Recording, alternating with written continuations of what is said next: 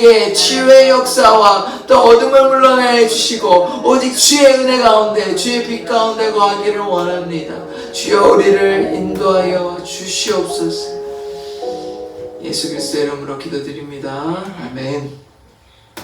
오늘 말씀은 시편 103편 19절의 말씀입니다. 이 말씀 아니고 다른 말이거든요. 그 전에 한 건데요. 예. 다른 거 한번 찾아보셔야 돼요. 시편 103편 19절입니다. 일단 네. 예. 시편 103편 19절의 말씀입니다. 아마 저번에 다 했죠? 네, 있을 겁니다. 있나요? 봐줄 수 있나요? 네, 조금만 기다려보겠습니다. 네. 시편 103편 19절 혹시 말씀 다 찾으셨습니까?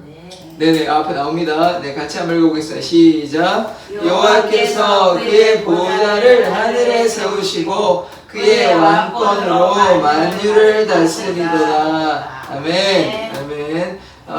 하나님께서 그의 보좌를 하늘에 세우시고 그의 왕권으로 만유를 다스리십니다. 네네, 됐습니다. 만유를 다스리십니다. 그러니까 하나님께서는 어떤 분이십니까? 만유를 다스리시는 분이십니다. 우리의 통치자 되신다는 사실 우리가 기억해야 하는 것이죠. 오늘 12번째 시간입니다. 자꾸 시간이 이제 가니까 하나하나 계속해서 배워가고 있습니다. 오늘 11번째 시간입니다. 하나님의 섭리에 대해서 배워보자 하는데 이 섭리가 무엇인데 끝에 보시면 뭐라고 나옵니까? 만유를 다스리시도다 나오죠. 이 다스림, 이것이 섭리인 것입니다. 하나님께서 그냥 다스리시는 것이 아니라 하나님의 비전과 뜻과 계획이 있죠. 그것이 섭리인데 하나님의 섭리대로 세상을 다스린다. 이렇게 우리가 이해하면 좋을 것입니다. 그래서 다스림은 하나님의 통치, 하나님의 통치요, 하나님의 뜻, 하나님의 계획, 하나님의 비전으로 우리가 이해할 수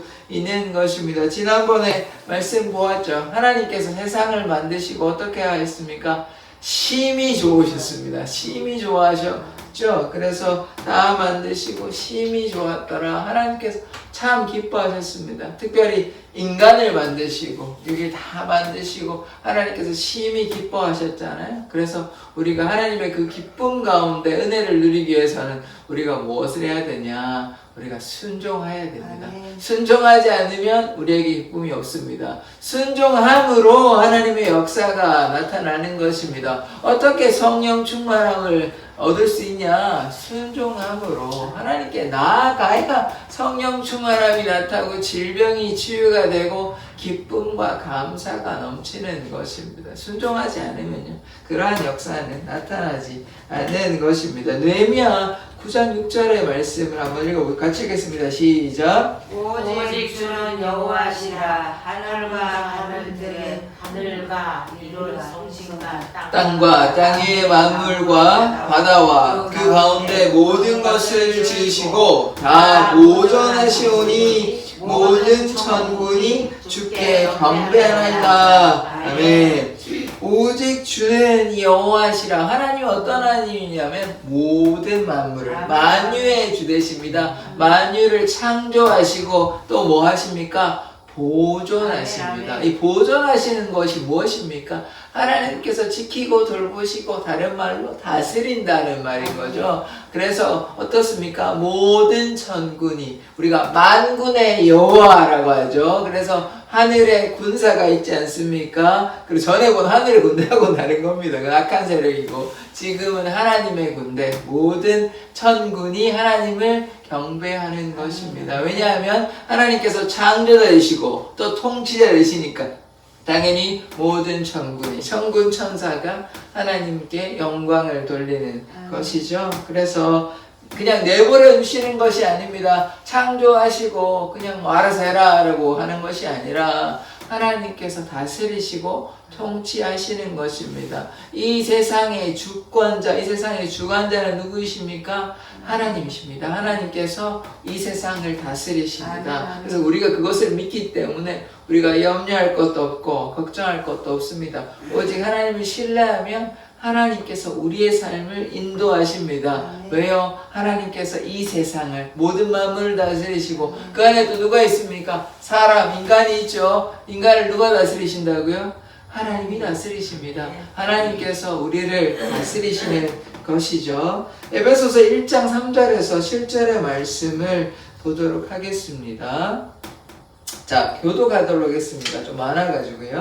제가 먼저 읽겠습니다. 찬송하리로다. 하나님 곧 우리 주 예수 그리스도의 아버지께서 그리스도 안에서 하늘에 속한 모든 신령한 복을 우리에게 주시되 곧 창세전에 그리스도 안에서 우리를 택하사 우리를 사랑 안에서 그 앞에 거룩하고 흠이 없게 하시려고 그 기쁘신 뜻대로 우리를 예정하사 예수 그리스도로 말미암아 자기의 아들들이 되게 하셨으니 이는 그의 사랑하신 자에서 우리에게 거저 주신 바 그의 은혜의 영광을 찬송하게 하려는 것이라. 7절 같이 읽겠습니다. 우리는 그리스도 안에서 그의 은혜의 풍성함을 따라 그의 피로 말미암아 속량 곧 죄사함을 받았느니라. 아멘. 하나님께서 이 땅을 만드신 이유는 하나님께서 물론 다스리시는 이유도 있겠지만 누구를 만드셨습니까? 세상의 모든 마음을 만드시고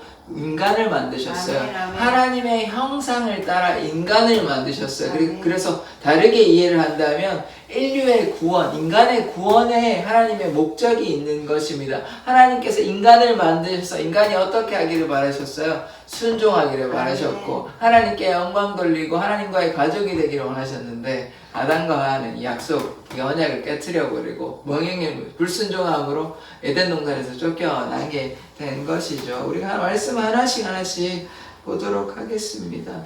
그래서 가장 중요한 것은 인간의 구원인데 이 인간의 구원이 예정되었다는 사실을 우리가 기억해야 하는 것이죠. 그러니까 예수 그리스도의 그 십자가의 보혈이 창세 전에 이미 예정되었습니다. 자, 3절에 보시겠습니다. 찬송하리로다. 하나님 곧 우리 주 예수 그리스도의 아버지께서, 이제 하나님 아버지에서 말씀하고 있는데, 그리스도 안에서 하늘에 속한 모든 신령한 복을 주시되, 하늘에 속한 모든 신령한 복인데, 이 복 중에서 가장 큰 복이 무엇입니까? 4절에 보시면, 곧 창세전에 그리스도 안에서 우리를 택하사, 창세전에 미리 우리를 정하셨어요. 그러니까 우리가 다 예정된 사람입니다. 예정됨으로 우리가 구원 얻을 수 있는 거죠. 세상을 만들기 전에 우리를 택하셔서 우리로 사랑 안에서, 우리로 그리스도의 사랑 안에서, 하나님의 사랑 안에서 거룩하고 흠이 없게 하시려고,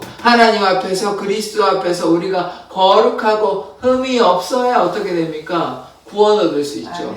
죄가 있으면 구원 못 받습니다. 그래서 거룩하게 흠이 없게 하시려고 그리스도의 그 사랑 안에서 우리를 택하셨습니다. 언제요?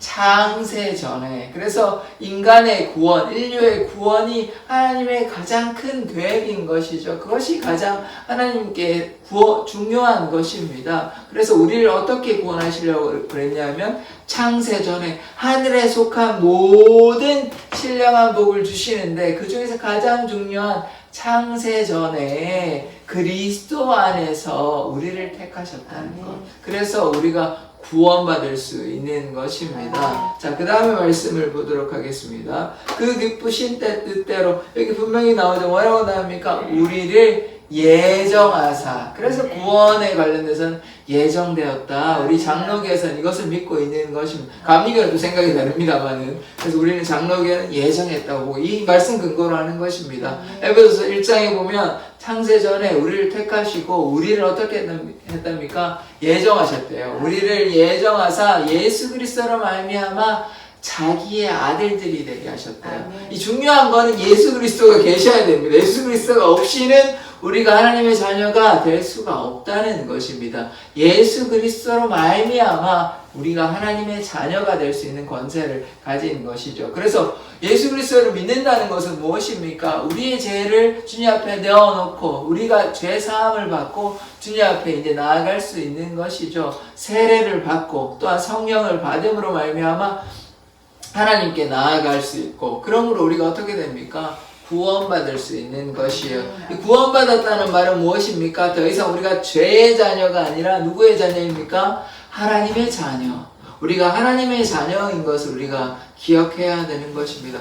구원받은 자는 하나님의 자녀, 하나님 아버지의 자녀라는 사실을 우리가 기억해야 되는 것이죠. 그것이 우리의 정체성인 것입니다. 하나님께 예전에는 감히 나아갈 수가 없는 것입니다. 감히 나아갔다가는 죽을 수밖에 없고 죄된 인간이. 그래서 하나님께서 선택한 특별한 사람만이 하나님 앞에 나아갈 수 있었지, 그러지 아니하고선 죄된 인간이 함부로 나아갔다가는 죽음을 면치 못하는 것이죠. 왜냐하면 우리들의 죄 때문에 그렇습니다. 그래서 그리스도로 말미암아, 예수 그리스도로 말미암아 우리가 하나님의 자녀가 되었다. 그 다음에 6절을 보시겠습니다. 이는 그가 사랑하시는 자 안에서 우리에게 거저 주시는 바 그의 은혜의 영광을 찬송하게 하려는 것이라. 자, 잘 보십시오. 그가 사랑하시는 자 안에서, 하나님이 사랑하시는 자 안에서 우리에게 무엇을 주셨냐면 거저 주시는 바 그의 은혜와, 그것에 대해서 우리가 어떻게 됩니까? 감사를 드리죠. 영광을 올려드리죠. 그래서 어떻게 됩니까? 찬송하기 위해서. 하나님께서 우리를 지으신 이유는 하나님께서 찬송받기 위한, 우리를 통해서 찬송받기 위해서 그렇게 지으신 것이에요. 그냥 하나님이 그냥 인간을 만들고 그냥 내버려 두시는 것이 아니라 우리가 무엇이 되었습니까? 하나님의 자녀가 되고, 하나님의 자녀가 되면 마땅히 뭐 해야 됩니까? 우리가 감사함으로, 하나님의 은혜에 대해 감사함으로, 하나님 감사합니다, 주는 거룩하십니다, 주는 왕이십니다, 이렇게 우리가 뭐합니까? 찬송해야죠. 영광 돌려야 되죠. 그것이 하나님의 그 뜻인 것입니다. 그래서 하나님의 그 섭리가 무엇이냐? 우리를 창세전에 택하시고 예정하셔서 하나님의 자녀로 삼으시고, 또 지금 뭐 하십니까? 우리를 통해서 하나님께서 영광받기 원하시는 것이에요. 그래서 우리가 마땅히 무엇 해야 됩니까? 하나님께 찬양과 영광을 올려드려야 되는 것 아닙니까? 그래서 우리가 이 시간 나와서 예배 드리는 것입니다. 그럴 필요가 없으면 수요일날 나올 필요도 없고 새벽에도 안 나와도 됩니다. 우리가 이곳에서 모여서 하나님께 예배 드리는 것은 오늘 말씀 뭐라고 그럽니까? 찬양하라고, 영광 돌려라고 말하지 않습니까? 그래서 성도들이 마땅히 모여서 물론 기도도 하고 말씀도 듣고 하지만 뭐 해야 된다고요? 하나님께 영광 돌리는 것입니다. 하나님께서는 찬양 받으시기 합당하신 분이시기 때문에 하나님을 날마다 찬양하는 분, 찬양하는 우리 사랑의 교회 성도님 되시기를 원합니다. 하나님께서 우리가 찬양할 때 기뻐하십니다. 그래서 우리가 날마다 하나님을 찬양하고 하나님께 영광 돌리는 삶 살기를 원합니다. 7절 보시겠습니다. 우리는 그리스도 안에서 그의 은혜 풍성함을 따라 그의 피로 말미암아 속량 곧 죄사함을 받았느니라. 이 말은 무엇입니까? 예수님께서 십자가의 보혈을 흘려주심으로 우리가 이제 어떻게 됐습니까? 우리가 그의 피로 말미암아 속량 곧 죄사함을 받았습니다. 예수 그리스도의 보혈이 아니면 우리는 죄사함을 받을 수 없다. 그래서 이 지금 에베소서의 말씀은 무엇입니까? 우리를 택하셨는데, 이게 좀 순서가 바뀌었긴 하지만 결국은 예수 그리스도의 보혈로 말미암아 우리가 하나님의 자녀가 되었다는 사실을 기억해야 됩니다. 그러므로 말미암아 우리가 하나님을 찬양해야 되는 것이죠. 그래서 찬송가에 보면 또 뭐 복음성에도 예수의 보혈을 찬양하는 것이 많거든요. 왜냐하면 보혈에 뭐가 있습니까? 하나님의 능력, 구원의 능력이 있는 것입니다. 그래서 보혈의 피를 의지하는 것이죠. 유월절 어린 양의 보혈로 이스라엘 백성이 구원함을 얻었듯이 우리가 유월절 어린 양 대신 예수 그리스도로 말미암아 우리가 무엇을 얻습니까? 구원을 얻습니다. 아멘. 그래서 예수의 보혈을 의지해야 됩니다. 기도하실 때 예수의 보혈을 외치며 우리를 치유해달라고, 우리를 구원해달라고, 우리의 문제를 해결해달라고 외치시면 됩니다. 예수의 보혈에 능력이 있습니다. 예수의 보혈로 말미암아 어둠은 떠나고 질병이 치유받고 하나님의 놀라운 기적의 역사가 나타나는 것입니다. 그래서 우리가 예수의 보혈의 공로를 의지하며 주님께 간구하는 자 되기를 원합니다. 자, 다음의 말씀을 또 보도록 하겠습니다. 그러면 두 번째 우리가 이제 깨닫게 된 것은 뭐냐면 인류를 구원하시기 위해서 예수 그리스도를 보내셨고 우리를 창세 전에 예정하시고 그래서 그리스도의 보혈로 말미암아 우리가 은혜를 받고 또 하나님의 자녀가 되어서 결국은 하나님을 찬양하는 그래서 이 구원의 역사를 보았다면 이제 이러한 삶을 어떻게 살 수 있을까 이제 하나님 은혜 안에 거하는 삶, 하나님 안에 거하는 삶, 그리스도 안에 거하는 삶은 무엇인지 한번 보고자 하는 것입니다. 디모데전서 6장 15절에서 18절까지의 말씀을 하나하나 교독하도록 하겠습니다. 제가 먼저 읽겠습니다. 기약이 이르면 하나님이 그의 나타나심을 보이시리니 하나님은 복되시고 유일하신 주권자이시며 만왕의 왕이시며 만주의 주시오. 오직 그에게만 죽지 아니함이 있고 가까이 가지 못할 빛에 거하시고 어떤 사람도 보지 못하고 또 볼 수 없는 이시는 그에게 종기와 영원한 본능을 돌릴지어다. 아멘. 아멘. 17절 내가 이 세대에서 부한 자들을 명하여 마음을 높이지 말고 정함이 없는 재물에 소망을 두지 말고 오직 우리에게 모든 것을 후히 주사 누리게 하시는 하나님께 두며 18절 같이 읽겠습니다. 선을 행하고 선한 사업을 많이 하고 나누어 주기를 좋아하며 너그러운 자가 되게 하라. 이제 아멘. 하나님의 말씀을 보면 하나씩 이제 보겠습니다. 하나씩 15절부터 보면요. 기약이 이르면 때가 되면 하나님께서 그의 나타내심을 보이시리니 예수 그리스도가 이미 오셨고요. 또 다시 오시죠. 재림하시는 것입니다. 그 약속의 때가 우리는 언제인지 알 수 없으나 말세의 징조는 있는 것이죠. 이스라엘이 회복되고 적 그리스도가 나타나고 재난이 나타나는 것입니다. 지진도 나타나고 여러 가지 현상들을 보았을 때 이때가 말세에 가까이 왔다라고 보면 되는 것입니다. 지금 우리가 이 살고 있는 이때가 말세에 가까웠다. 우리가 많은 사람들이 그렇게 보고 있는 것입니다. 지금 지구온난화 문제도 있고요. 여러 가지 이제 자연적인 재해가 지금 닥쳐오고 있습니다. 전 세계 어떤 특정한 나라만 있는 것이 아니라 지진도 나타나고 있고 또 어떤 병충해라든지 메뚜기 이런 것도 나타나기도 하고요. 또 태풍도 미국 같은 데도 많이 나타나기도 하고 그런 자연재해들이 많이 일어나고 있습니다. 또 적그리스도가 계속 해서 나타나고 있고 또 무엇이냐? 복음이 전 세계에 다 전파되었죠. 그 다음에 이스라엘이 이제 그거는 구약에서 이사야나 예언서를 봐야 되는데 이스라엘이 회복된다 얘기했거든요. 근데 이스라엘이 지금 이미 회복되었습니다. 그래서 예수님께서 언제 오실지 정확하게 알 수는 없으나 때가 되면 예수님께서 반드시 오실 것입니다. 그 예수님은 어떤 분이시냐? 유일하신 주권자이시며 이건 예수님과 하나님은 하나이십니다. 이건 하나님을 얘기하는 것이기도 하고 예수님을 가리키는 것이기도 합니다. 전에 수요일인지 제가 정확히 언제 말씀드렸는지는 모르겠는데 그리스도의 승리에 대해서 요한계시록에 있습니다. 이제 어둠의 권세가 이제 어둠이 어린 양과 이제 싸우는데 어린 양이 승리하시거든요. 근데 어린 양을 어떻게 묘사하냐면 만주의 주시며 만왕의 왕이십니다. 여기 보세요. 유일하신 주권자시며 만왕의 왕이며 만주해 주시다. 예수를 설명할 때도 이렇게 얘기하거든요. 어린 양 설명할 때 만왕의 왕 만주해 주. 제가 이 삼위일체 설명할 때 분명히 말씀드렸죠. 예수 그리스도와 하나님 아버지는 동일하시다. 하나이신 하나님이시다. 그러므로 말미암아 예수도 만주해 주시고 하나님도 당연히 만주해 주시죠. 그래서 만왕의 왕 만주해 주 되신 그 하나님께서 우리에게 반드시 때가 되면 오실 것입니다.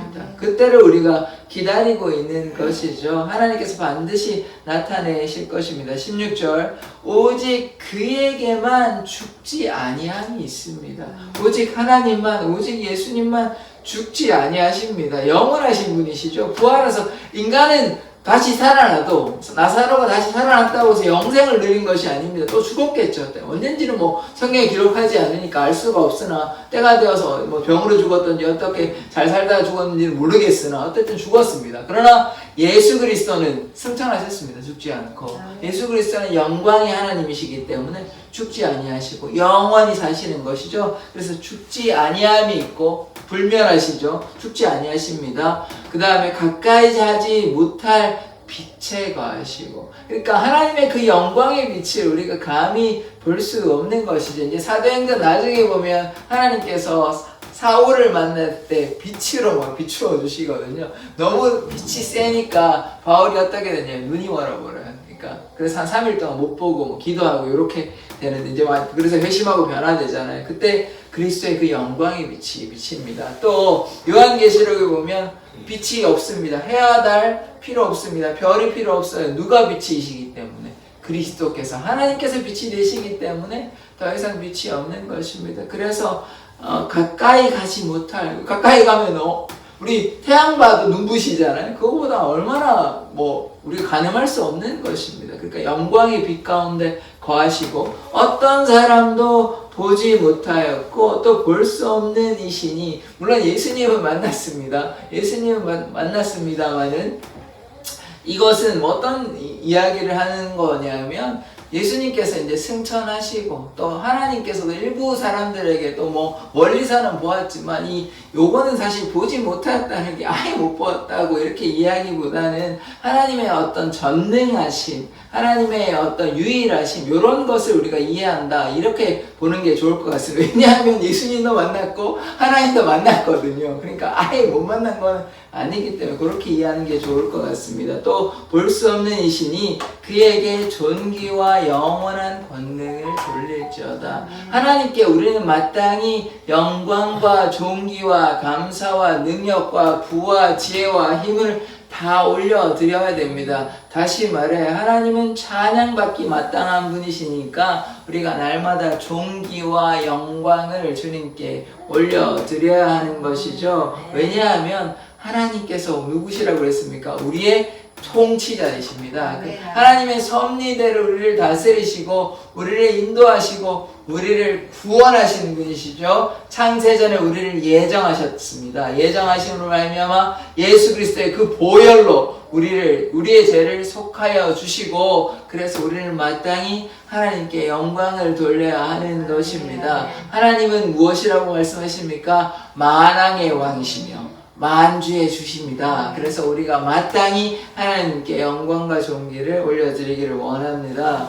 자, 17절의 말씀을 보시겠습니다. 이것이 이제 우리가 해야 될 일인데요. 이 세대 부한 자들을 명하여 마음을 높이지 말고, 이거는 다른 말로 뭡니까? 교만하지 말고, 부자라고 교만하지 말고, 권력을 가졌다고 교만하지 말고, 하나님 앞에서는 다 이것이 쓸데없는 것이고, 이 땅에서는 쓸모가 있죠. 힘이 있고 돈이 있고 권력이 있으면 그것을 다 사용할 수 있는 것입니다.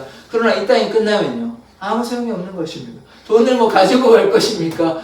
배운 거, 명예를 다 가지고 갈 것입니까? 아무런 쓸모가 없는 것입니다. 그래서 뭐라고 얘기합니까? 마음을 높이지 말래요. 마음을. 우리가 교만해서는 안 되는 것입니다. 욥기에서 보여주는 것이 그거거든요. 그냥 인간이 하나님 앞에서 아무리 뛰어나다 할지라도 욥이 참 의로운 사람이거든요. 하나님께서 인정한 의로운 사람입니다. 욥이 잘못해서 시험 당하는 것이 아니에요. 그냥 사단이 그냥 시기해가지고 이렇게 시험 당해도 욥이 하나님 욕하지 않겠느냐고 그렇게 이제 시험을 해보는 건데, 욥이 잘 견디다가 결국은 이제 너무 괴로워서 좀 나쁜 소리 하긴 합니다만, 그러나 욥이 잘못한 건 아니에요. 그래서 욥기에서 보여주고자 하는 것은 뭐냐면, 하나님 앞에 인간이 참 연약한 것이다. 절대자 하나님 앞에서 인간이 아무리 뛰어나도 아무리 의롭다고 해도 무엇이 의롭겠습니까? 아까 보았듯이 어떻게 우리가 죄가 사해지는 것입니까?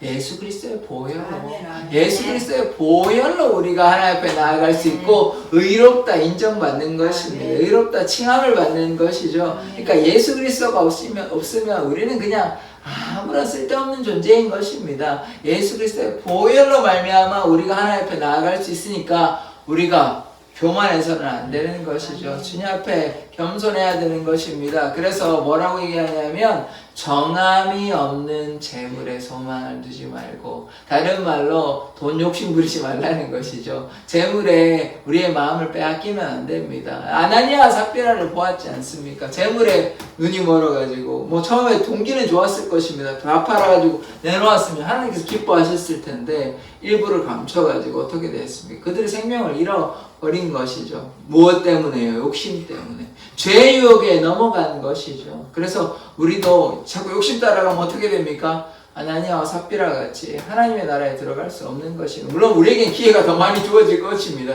한 번에 막 데려가시면 우리가 하나님 앞에 감히 나아갈 수 없죠. 하나님께서 용서해 주시고 돌아온 탕대와 같이 맞아 주시겠지만, 우리가 그러나 계속해서 욕심 부리고 사망의 길로 나아간다면 하나님께 나아갈 수 없는 것입니다. 그래서 재물에 소망을 두지 말고 오직 우리에게 모든 것을 후히 주사 누리게 하시는 하나님께 두려.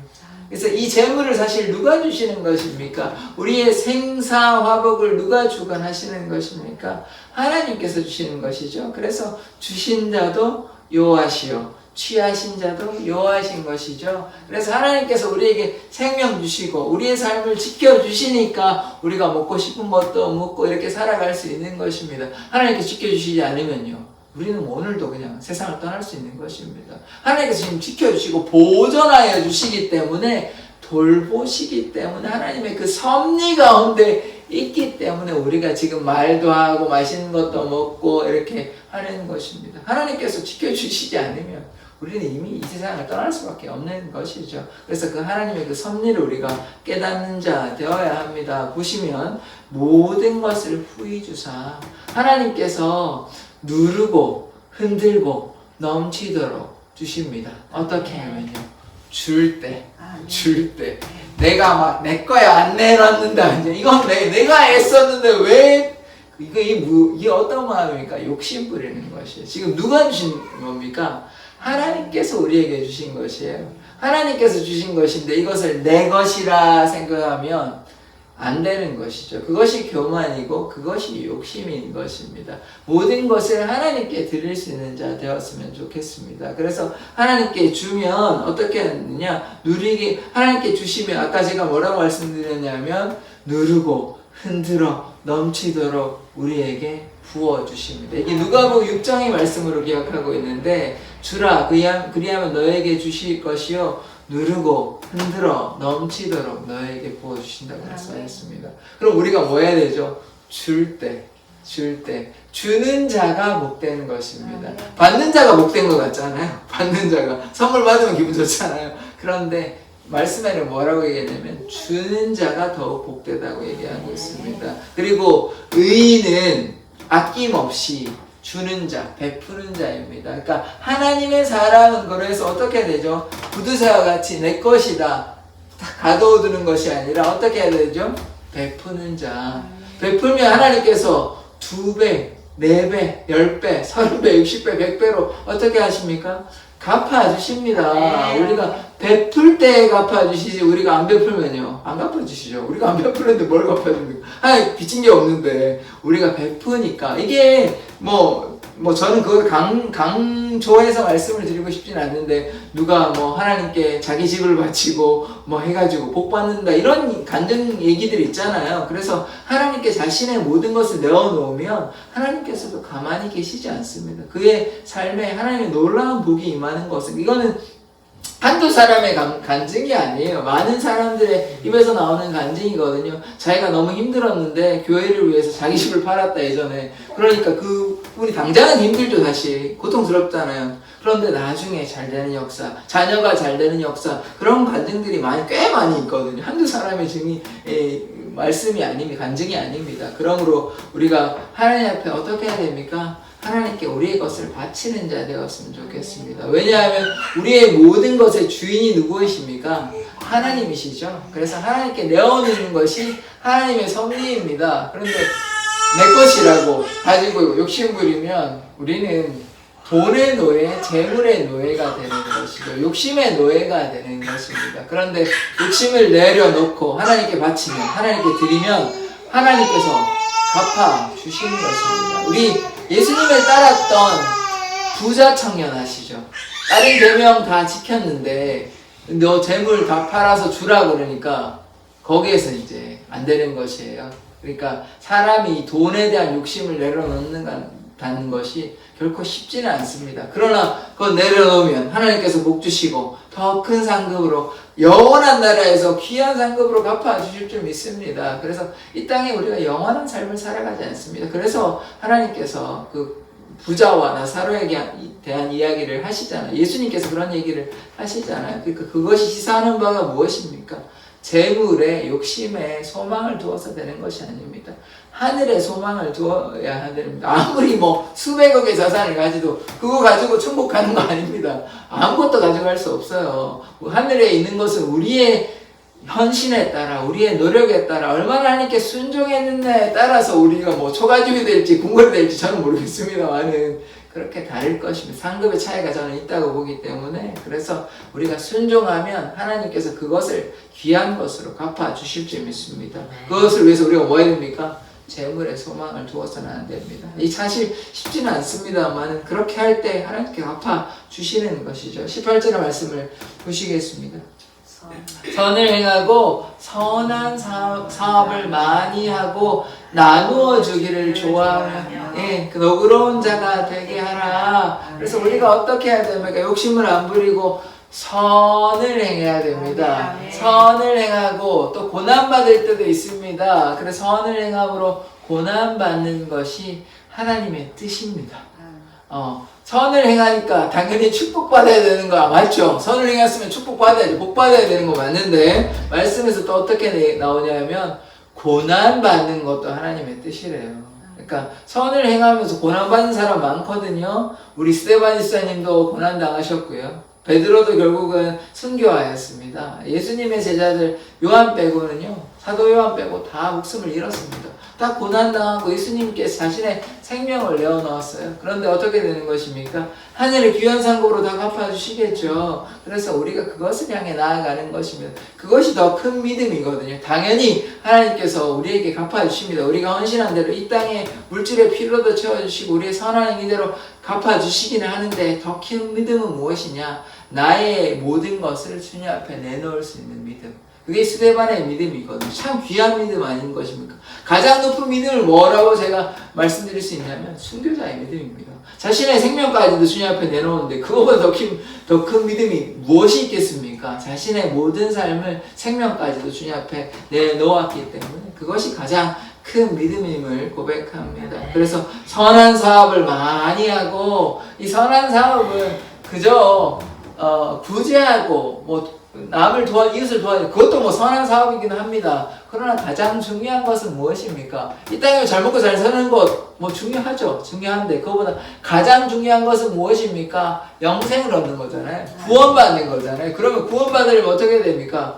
우리가 복음을 증거해야 되죠. 그러니까 선한 사업이라는 것은 전도 사업인 것입니다. 선교 사업인 것입니다. 예수 그리스도의 그 도를 증거할 때 그것이 가장 귀한 것이에요. 그러함으로 말미암아 믿지 아니한 자들이 하나님께 돌아오면 얼마나 큰 축복인 것입니까? 잃어버린 양이 돌아오면 얼마나 기쁩니까? 탕자가 돌아오면 얼마나 기쁜 것이에요. 그래서 선한 사업이라 하면 우리가 복음 증거의 삶을 살아야 하는 것입니다. 그 다음에 우리가 요게 참 잘 안 되는데요.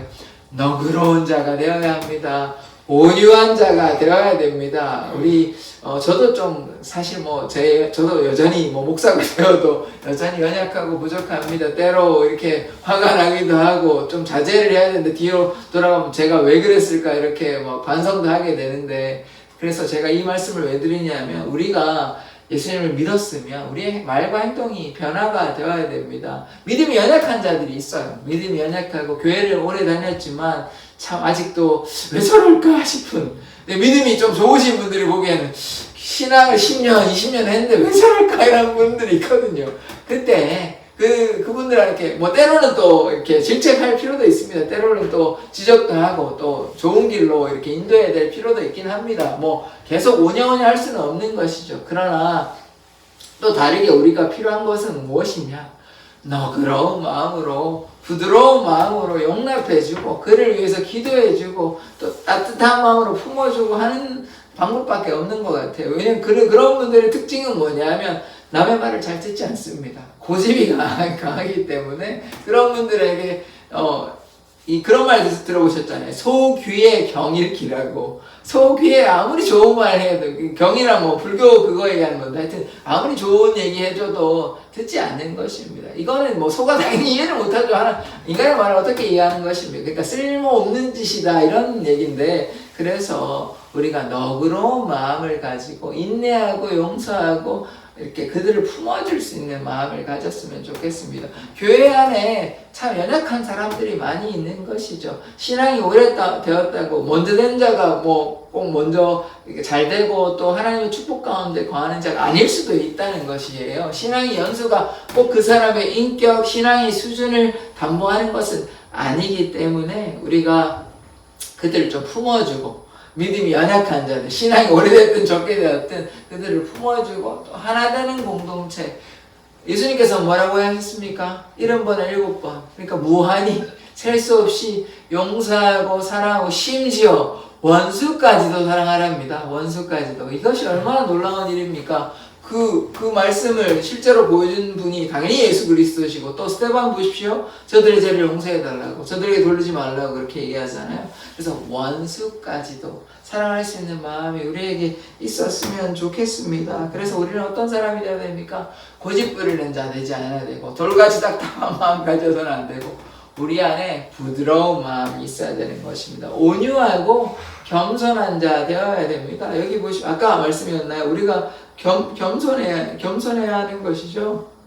그 전에 말씀이었나요? 아까 보셨잖아요. 겸손해야 됩니다. 우리가 에베소서 말씀에 본 것 같은데 우리가 겸손한 마음이 되어야 됩니다. 하나님께서는 겸손하지 않으면 결코 사용할 수 없기 때문에 우리가 좀 더 알 때도 있습니다. 그래도 아이한테 얘기할 때 아이랑 막 싸워가지고 이럴 필요는 없잖아요. 아이를 사랑하는 마음으로 이해하는 마음으로 타이르는 마음으로 아이한테 뭐 이거는 이거니까 넌 틀렸어 이렇게 얘기한다고 아이가 뭐 받아들이겠습니까? 아이 아직 어린데. 그래서 좀 아이를 사랑하기 때문에 이해하기 때문에 틀려도 그래 라고 그냥 받아주듯이 우리가 믿음이 연약한 자들 그렇게 이해해 주자고. 그것이 하나님께서 우리에게 부탁하신 일인 줄 믿습니다. 그래서 말씀을 정리하고자 합니다. 오늘 하나님의 섭리에 대해서 배워보았는데요. 하나님의 섭리는 하나님의 다스림, 하나님의 통치이십니다. 하나님의 섭리대로 이 땅을 다스리시는데 하나님의 비전과 계획이 있는 것이죠. 가장 큰 계획이 무엇입니까? 인류의 구원. 그래서 창세전에 우리를 택하시고 그리스도의 보혈로 우리의 죄를 사하여 주셨습니다. 우리를 예정하셔서 하나님께서 하나님의 자녀를 삼아주시고 또 우리가 어떻게 해야 됩니까? 하나님께 찬양과 영광을 올려 드려야 되는 것이죠. 그래서 이제 만왕의 왕 되시며 만주의 주 되신 예수 그리스도께 이제 예수 그리스도 앞에 나아가야 하는 것이죠. 그것이 하나님 안에 거하는 삶임을 믿습니다. 그래서 우리가 어떻게 해야 됩니까? 겸손하게 나누어 주며 우리가 베푸는 자 되어야 됩니다. 욕심을 따라 살아가는 자가 되어서는 안 됩니다. 아까 말씀드렸다시피 우리가 주면 하나님께서 갚아주시는 것입니다. 누르고 흔들어 넘치도록 갚아주실 줄 믿습니다. 기도하겠습니다. 하나님, 예수 그리스도께서 이 땅에 우리를 위해서 피 흘려 돌아가셨습니다. 그 피로 말미암아 우리가 죄사